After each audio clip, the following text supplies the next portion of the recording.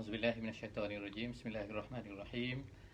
Alhamdulillahirabbil nahmaduhu wa nasta'inuhu wa nastahdihi wa nastaghfiruh. Wa na'udzubillahi min syururi anfusina wa min sayyiati a'malina may yahdihillahu fala mudhillalah wa may yudlilhu fala hadiyalah. Nashhadu an la ilaha illallah wa nashhadu anna Muhammadan abduhu wa rasuluh. Allahumma salli ala sayyidina Muhammad wa ala alihi wa sahbihi ajma'in. Alhamdulillah, bersyukur pada Allah Subhanahu wa taala. Salawat dan salam kepada baginda Nabi sallallahu alaihi wasallam.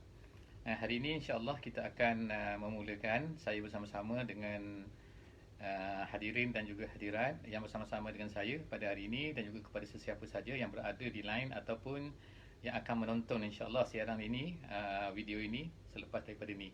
Insya-Allah hari ini adalah hari pertama saya akan memulakan iaitu pembacaan kitab hadis Riyadhus Shalihin.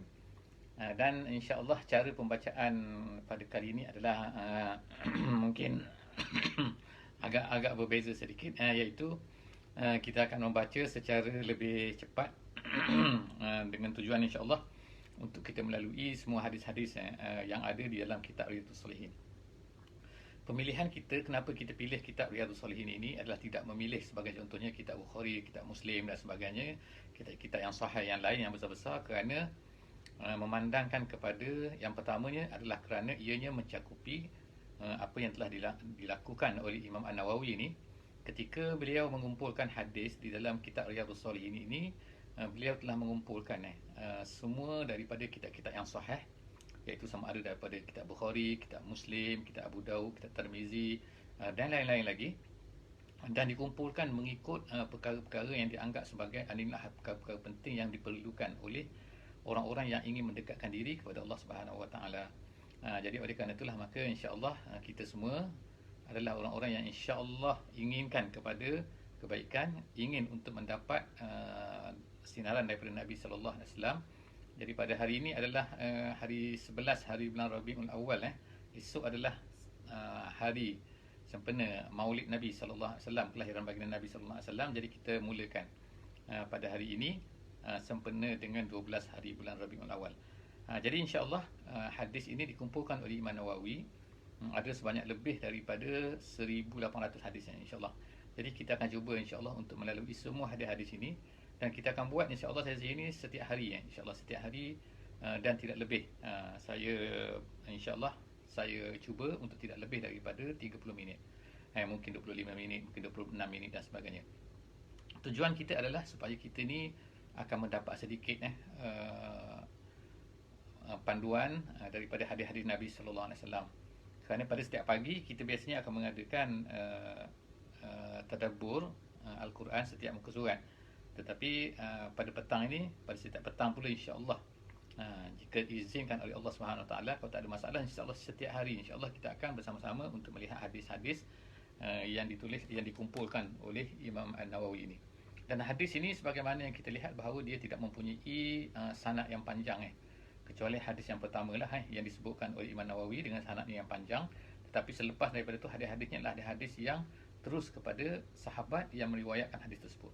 Jadi insya-Allah tujuan kita hanya satu saja, iaitu supaya kita ni mendengar apa yang disebutkan oleh Nabi, supaya kita ni tidaklah jauh daripada Nabi sallallahu alaihi wasallam.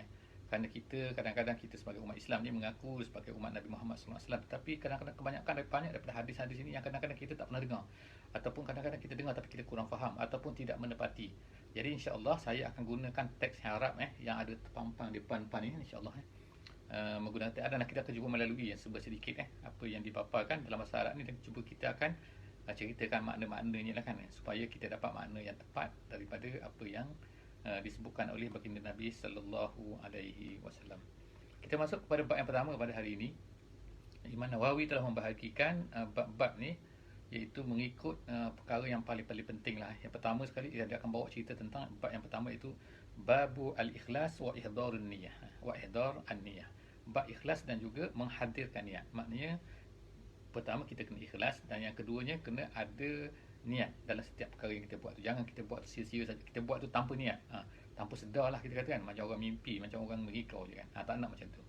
Yang pertama sekali An-niyah fi jami'il a'mal, kata Imam Nawawi, fi jami'il a'mal, dalam semua amalan-amalan dan semua perbuatan, perkataan-perkataan, aqwal, dan semua al-ahwalul barizah wal khafiyah. Sama ada perkara itu zahir, perkara barizah, perkara yang nampak, ataupun perkara khafiyah, iaitu perkara yang ada di dalam hati.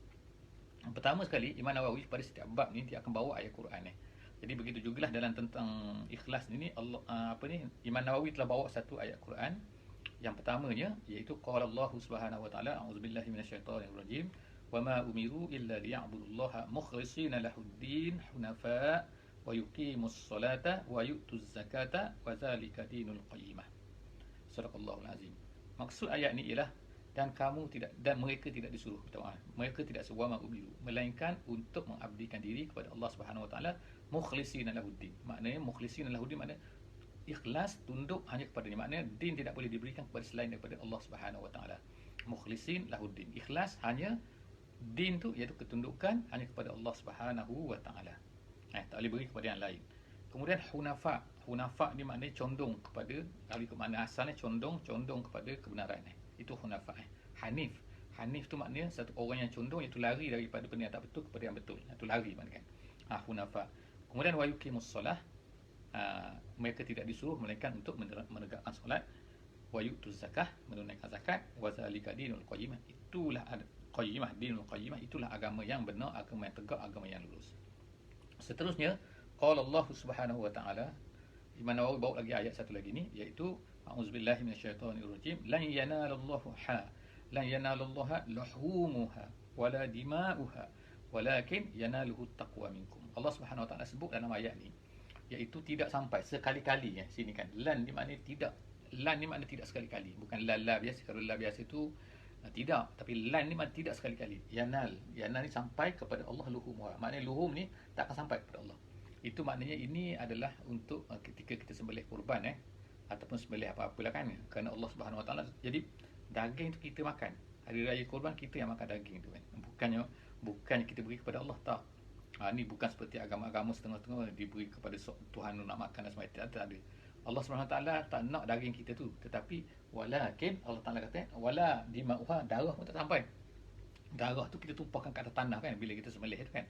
Tetapi apa yang sampai? Walakin yanaluhu taqwa, tapi yang sampai kepadanya, kepada Allah, hu ni Allah at-taqwa minkum, iaitu takwa kamu tu. Takwa kamu yang akan sampai kepada Allah Subhanahu wa taala. Jadi maknanya sini ialah takwa tu di mana? Takwa tu di hati. Jadi bila kita berkorban dan kita buat apa saja, yang sampai itulah maknanya keikhlasan gitu yang ada dalam hati kita tu. Seterusnya kita akan tengok ni ayat yang seterusnya, satu lagi yang Imam Nawawi bawa, iaitu waqala ta'ala, a'udzubillahi minasyaitonir rajim, kul in tukhfu ma fi sudurikum aw tubduhu ya'lamullah. Katakan sini, kalau kamu tukhfu, khafi tu maknanya kamu sembunyikan, ma fi sudurikum, apa yang ada dalam hati kamu, au tubdu, ataupun kamu tunjukkan, maknanya kamu dedahkan, kamu nampakkan. Jadi kamu sembunyikan ke, kamu dedahkan ke, ya'lamullah, nescaya Allah Taala tahu. Maknanya kalau daripada Allah tak perlu nak menyorok lah kalau orang bahasa Brunei kata tak perlu nak bertapuk lah nak bertapuk macam mana pun Allah Taala tahu kan. Jadi kamu tak boleh sembunyikan apa yang daripada Allah SWT tak mungkin kita dapat sembunyikan. Jadi itu adalah mukaddimah lah yang Imam Nawawi bawa yang berkenaan dengan niat. InsyaAllah kita akan baca hadis yang pertama. Kita katakan ada lebih kurang hadis 1800 hadis yang kita nak baca yang kita nak lalui sama-sama insyaAllah kan. Moga-moga harapkan Allah SWT akan beri pertolongan lah kepada kita insyaAllah kan. Allah mudahkan usaha kita ini supaya kita dapat dengar semua hadis-hadis Nabi SAW, supaya kita ni tidak jauh kan. Walaupun kita berada jauh daripada Nabi, maknanya walaupun kita ni 1400 tahun, 1443 tahun dah daripada Nabi kalau ikut tahun hijrah tapi kita tak nak kita ni ada hadis, ada kitab hadis, ada buku-buku hadis tapi kita tak pernah dengar kan. Jadi insya-Allah moga-moga sama ada, tak kira lah sama ada dalam kereta ke sekarang ni ataupun di mana-mana kan, yang menonton ke tak menonton, mendengar sahaja ke dan sebagainya, moga-moga boleh share juga jangan lupa insya-Allah share link kita ni kepada semua sahabat-sahabat kemungkinan mereka akan lihat dan dengar selepas daripada ni. Kita baca dulu hadis yang pertama pada hari ini daripada kitab Riyadhus Salihin ini. Hadis nombor 1, wa an amiril mu'minin Abi Hafsin Umar ibn al-Khattab ibn Nufail ibn Abdul Uzza ibn Riyah ibn Abdullah ibn Qurt ibn Razakh Ibn Adi, Ibn Ka'ab, Ibn Lu'ay, Ibn Ghalib, Ibn Al-Qurashi Al-Adawi. Jadi tengok kan, ni kalau ikut lengkap lah ni. Ini bukan sanad ni sebenarnya, ini bukan sanad. Tetapi ini adalah, tadi silap tadi saya sebut tadi ada sanad pada hadis nombor 1. Ini bukan sanad sebenarnya, tapi ini adalah nama lengkap kepada Sayyidina Umar radhiyallahu anhu. Dia kata daripada Amirul Mukminin. Itu gelaran gelaran yang dimula-mula lah, yang dibuat oleh Umar bin Al-Khattab terhadap dirinya kan. Sebab dia ni khalifah selepas daripada Abu Bakar. Abu Bakar menggunakan nama Khalifatul Rasulillah, khalifah kepada Rasulullah. Tetapi dia fikir pula kalau dia guna nama tu khalifah, jadi akan jadi dua khalifah. Kalau Saidina Uthman, orang yang datang selepas daripada dia akan jadi khalifah. Jadi panjang ni, last kali dia ambil, dia cari satu perkataan yang dia kata namanya ialah iaitu Amirul Mukminin. Mudah kan, ketua orang-orang beriman. Jadi Abi Hafsin tu adalah gelaran dia. Abi Hafsin itu bapa singa kalau ikutnya kan, bapa singa. Nama dia ialah Umar bin Al-Khattab. Umar bin Al-Khattab, ayah dia Al-Khattab. Kemudian datuk dia bernama Nufai, kemudian datuk lagi bernama Abdul Uzza. Kita tengokkan nama orang Arab ni kadang-kadang kan memang nama dia Abdul Uzza kan. Kita tengokkan Abdul Uzza makna hamba kepada berhala lain. Ni berhala kan. Itu nama orang Arab dulu sebab dia kufur kan. Dia ni musyrik kan.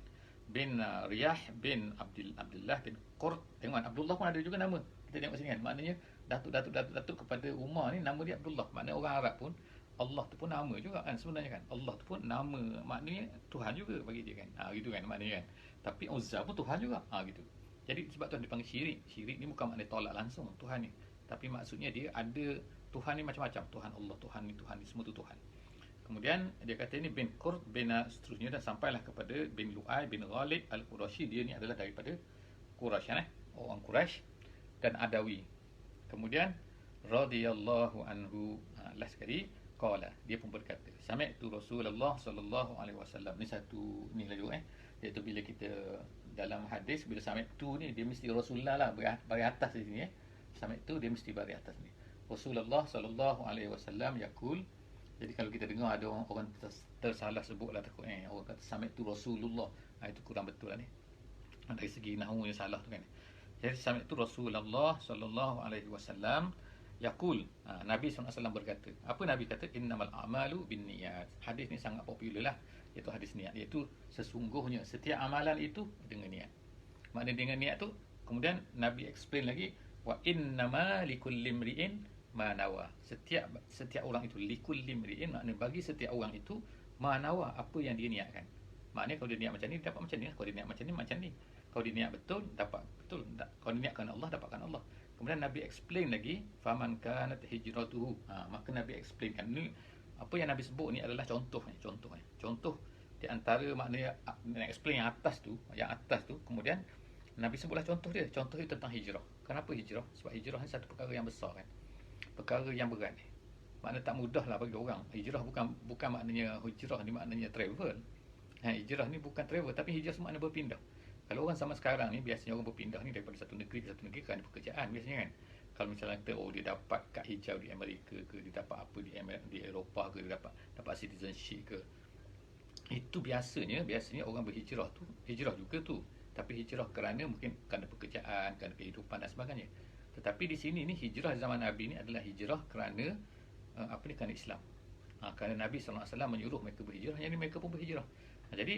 Jadi Nabi SAW membuat contoh ni. Faman kanat hijratuhu ila Allah. Nabi ambil perkara yang besar lah. Maksudnya sepatutnya pahala hijrah ni besar kan. Pahala hijrah ni kan. Tak mungkin, tak mudah dibuat oleh semua orang kan.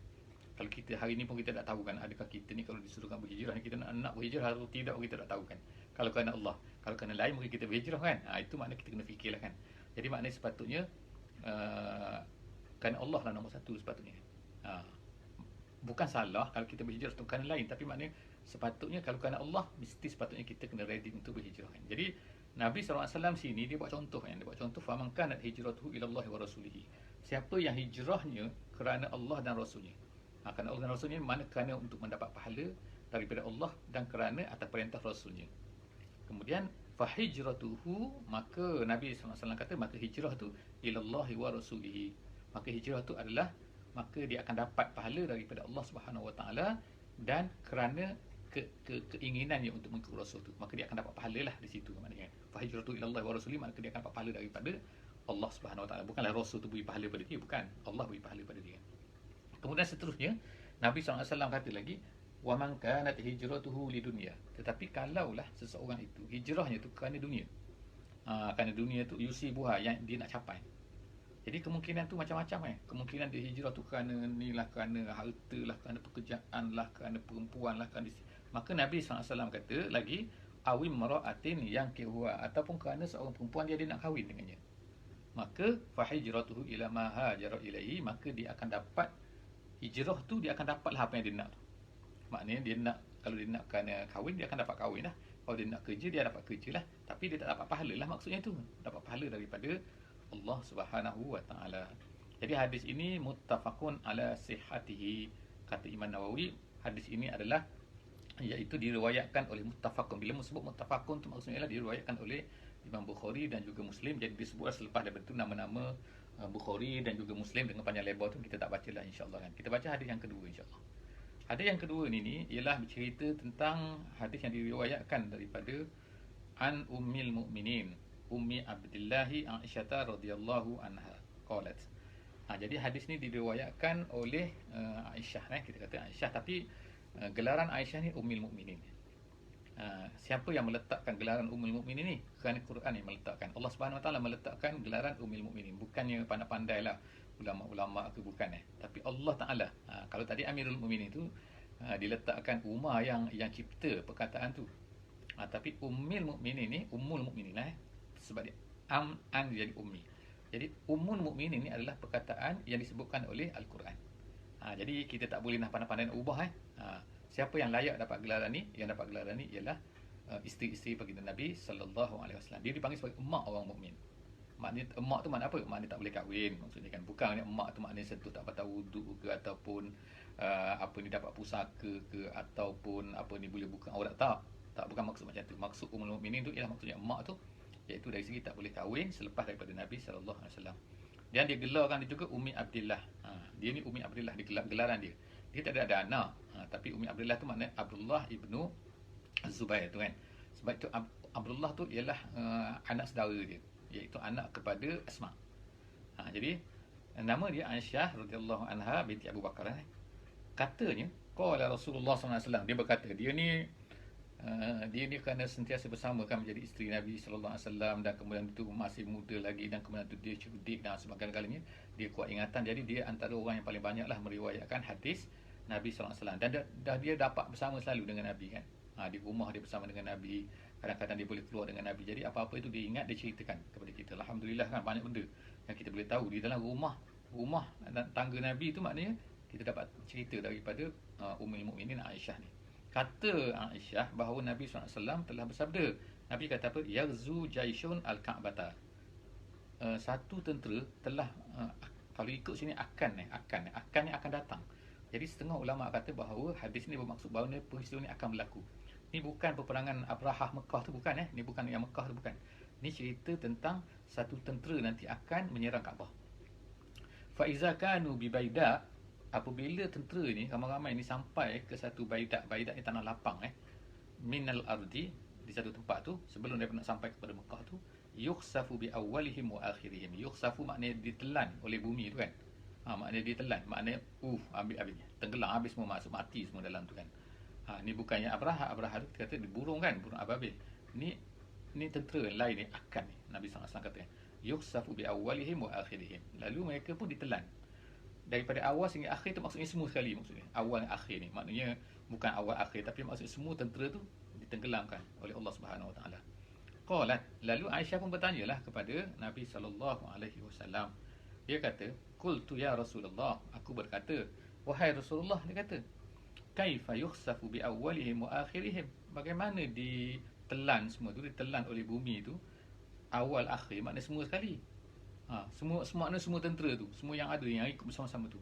Sedangkan kata Aisyah, wa fihim aswaquhum, sedangkan di kalangan mereka tu, dalam yang ramai-ramai tu ada aswaq. Aswaq ni iaitu orang-orang biasa, maknanya orang-orang yang datang, orang-orang yang mengikut. Kalau ikutnya aswaq ni makna pasar kan. Pasar ni tapi maksudnya lah orang-orang biasa. Orang biasa maknanya bukan tentera, tapi mereka ni disuruh, dipaksa untuk ikut serta dalam peperangan tu, dalam ikut untuk menyerang Kaabah tu.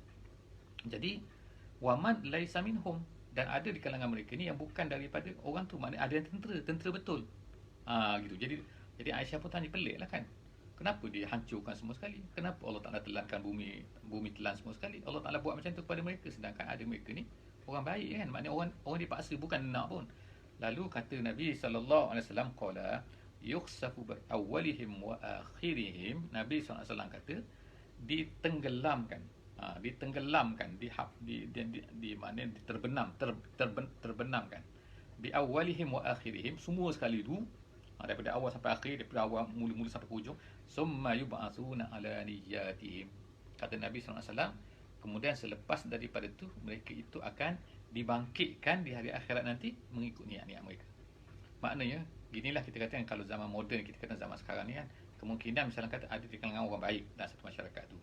Baiklah, maknanya baik tu baik betul lah kan. Baik tu maknanya dia ni amar ma'ruf nahi munkar, bukan dari daerah masyarakat, tapi maknanya dia melakukan amar ma'ruf nahi munkar. Tiba-tiba datanglah bala daripada Allah Subhanahu Wa Taala. Bala Allah Taala nak membalas seksa Allah Taala kat atas mereka tu. Jadi kemungkinan mati semua kan. Kemungkinan orang baik pun mati, orang tak baik pun mati kan. Orang yang jahat betul-betul jahat pun mati, orang yang nak kena seksa pun mati kan. Jadi macam mana, macam kita kata macam tak adil kan? Tak. Allah Subhanahu Wa Taala nanti dia akan matikan situ, kena semua tu kan. Macam kita sekarang kan kata Covid kan, contohnya dan sebagainya lah, apa-apa kan. Kalau kita kata itu ujian daripada Allah Subhanahu Wa Taala, ada orang macam marah-marah, kenapa lah Covid ni, apalah Tuhan ni kena Covid. Ada mungkin kan. Lalu kena, lalu dia mati. Jadi macam mana? Ada orang yang baik, lepas tu dia mati kan. Jadi Allah SWT kata nanti akan dibangkitkan. Allah Ta'ala tahu apa yang dia niatkan tu. Jadi jangan susah hati. Soalan macam kata ni, ya Aisyah, jangan susah hati. Allah Ta'ala tahu apa niat dia. Dia datangkan apa, dia datangkan paksa ke apa ke. Nabi SAW kata, summa yub'atsuna ala niyyatihim. Mereka itu akan dibangkitkan di atas niat-niat mereka. Jadi hadis ini muttafaqun alaihi.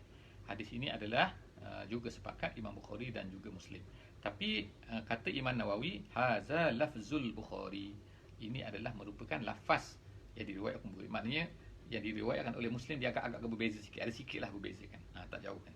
Tapi yang Imam Nawawi ambil di sini adalah daripada apa yang mengikut lafaz yang diriwayatkan oleh Bukhari. Jadi ada satu lagi hadis, insya-Allah kan, dalam kesempatan kita ada dalam 5 minit lagi, insya-Allah kita tengok lagi satu hadis yang ketiga. Jadi kita tengok kan, dia perkara berkenaan dengan niat kan, mana dibangkitkan atau mengikut niat mereka. Hadis yang ketiga ni juga diriwayatkan daripada Aisyah. Aisyah radhiyallahu anha qalat, qala Nabi sallallahu alaihi wasallam. Aisyah berkata bahawa Nabi sallallahu alaihi wasallam ni pernah bersabda, dia kata, la hijrata ba'dal fathi. Nabi sallallahu alaihi wasallam kata tidak ada hijrah lagi selepas daripada pembukaan. Pembukaan situ maksudnya pembukaan kota Mekah. Fathi itu makna fathu kota Mekah. Walakin, tetapi Nabi kata jihadun wa niyyah. Tetapi yang tetap ada ialah jihad dan juga niat. Makna sini hijrah dah tak ada dah. Tak ada apa? Sebab apa? Makna hijrah daripada Mekah ke Madinah lah maksudnya kan. Bukan maksud dia kita kata hijrah sekarang ni, makna hijrah ni makna kita ni berpindah daripada negara yang kufur, dari tempat yang tak boleh beramal dengan Islam ke tempat boleh beramal. Itu tetap berlaku, yang tu tetap berlaku. Itu sebab itu juga adalah termasuk kepada jihad juga tu sebenarnya tu. Tapi yang maksudkan Nabi SAW kata la hijrata ba'dal fathi ni, di sini adalah maksudnya berhijrah daripada Mekah dan Madinah dah tak ada dah. Dah ditutup dah. Sebab apa dah tutup? Tak perlu lagi, buat apa lagi hijrah lagi? Dulu hijrah sebab Mekah ni susah nak beramal dengan Islam, dan Madinah ni pula adalah tempat sebagai tempat untuk bertolaknya, berkumpulnya orang Islam untuk melancarkan dakwah dan sebagainya daripada Madinah. Jadi sekarang ni dah habis dah. Sekarang dah Islam semua. Jadi sebab itulah Nabi kata hadis ni. Jadi jangan salah, maknanya kata salah, hijrah tak ada dah sekarang. Tak, hijrah tu tak ada. Tak ada, tapi hijrah Mekah Madinah tu yang tak ada. Kemudian tapi Nabi kata yang tetap ada sampai hari kiamat ni apa kan? Iaitu dalam satu hadis lain dia kata jihadun madin ila yaumil qiyamah. Jihad ni berterusan sampai hari kiamat. Nabi SAW kata apa? Jihadun wa niyyah. Tetapi yang tetap ada tu, yang tak mati, yang tak putus, yang tak lala tu ialah jihad dan niat. Maknanya jihad ni tak terputus. Jihad ni tetap akan ada sampai hari kiamat, dan juga wa niyyah. Niat ni niat apa? Maksudnya ialah niat untuk berjihad. Jadi maknanya setiap daripada orang Islam sepatutnya dia kena tanamlah dalam diri dia tu bahawa dia ni nak berjihad apabila keadaan. Nak berjihad tu maksudnya bukan berjihad makna pedang saja, bukan tembak senapang, bukan. Tapi ni jihad situ maksudnya ialah untuk menyebarkan Islam, bekerja untuk Islam dan sebagainya. Jadi kena ada, orang Islam semua kena ada benda tu. Kalau tak ada benda tu, itu masalah. Orang Islam yang tidak mempunyai niat untuk bekerja, untuk memberi sesuatu kepada Islam, maka itu adalah merupakan, kita kata, orang Islam yang ada masalah tu kan. Jadi Nabi SAW explain kan dalam hujung hadis ni, dia kata wa izastumfirtum famfiru. Oleh kerana itu apabila kamu ni ustumfirtum ni maknanya, kalau ikut makna asalnya nafara ni makna semboyang, bukan semboyang, ditiupkan. Tiup apa? Tiupkan makna tiupkan seruan untuk berjihad. Wa izastumfirtum famfiru. Maknanya kalau ada khalifah Islam dan dia minta kepada umat Islam semua, maknanya ditiupkan semboyang untuk sekarang kita semua kena berjihad, seruan untuk berjihad. Maknanya famfiru, hendaklah kamu berangkat. Dia ada kaitan dengan niat sini, iaitu kalau seorang tu tak ada niat di sini, macam mana akan bila diseru dia akan pergi? Maknanya dia tak akan pergi kalau tak ada niat. Jadi itulah maksud di sini, iaitu niat kena ada. Dan kita ni sebagai semua orang Islam hendaklah mempunyai perasaan tu. Perasaan apa? Nak menyebarkan Islam, nak memberi sesuatu kepada Islam, untuk berkorban untuk Islam, dan get ready. Jangan banyak-banyak orang panggil banyak songeh ke banyak apa kan, nanti orang ajak nanti Allah banyak ni lah. Itu adalah merupakan sifat yang tak betul lah kan, berdasarkan kepada hadis ni. Jadi niat tu dah dapat pahala insya-Allah. Niyah jihadun. Sekarang mungkin tak boleh nak berjihad, suasana tak mengizinkan dan sebagainya. Suasana mungkin banyak sebenarnya kalau ada nak Tuhan, tapi niat sebenar tu kena ada. Niat apa? Untuk memberikan sesuatu kepada Islam tu kena ada. Dan kalau boleh buat sekadar yang boleh buat sekarang, mampu sekarang. Jangan tak buat. Kata saya ada niat tapi tiba-tiba boleh buat tapi tak buat. Itu bukan niat, tu nama dia. Itu nama dia alhamu walham. Itu apa ni, nama-nama yang nama hanya angan-angan tu kata-kata kan. Angan-angan bukan tahu angan-angan majnun kan, angan apa kan, tapi angan-angan tu tak dapat apa kan. Yang dapat ialah niyat tu insya-Allah. Jadi setakat itulah saja insya-Allah. Hari ini kita habis kita akan sambung nanti insya-Allah pada hari akan datang dengan hadis yang keempat insya-Allah. Setakat itu saja aku qouli hadza wa astaghfirullahalazim li wa lakum. Jumpa lagi pada setiap hari insya-Allah kan. Kalau tidak ada masalah, setiap hari kita akan jumpa pukul 5.30 sehingga pukul 6 petang insya-Allah. Waktu Malaysia, waktu Brunei sama je insya-Allah kan. Bismillahirrahmanirrahim. Wal 'asri innal insana lafi khusr illa allazina amanu wa 'amilus solihat tawasaw bil haqqi wa tawasaw bis sabr. Assalamualaikum warahmatullahi wabarakatuh.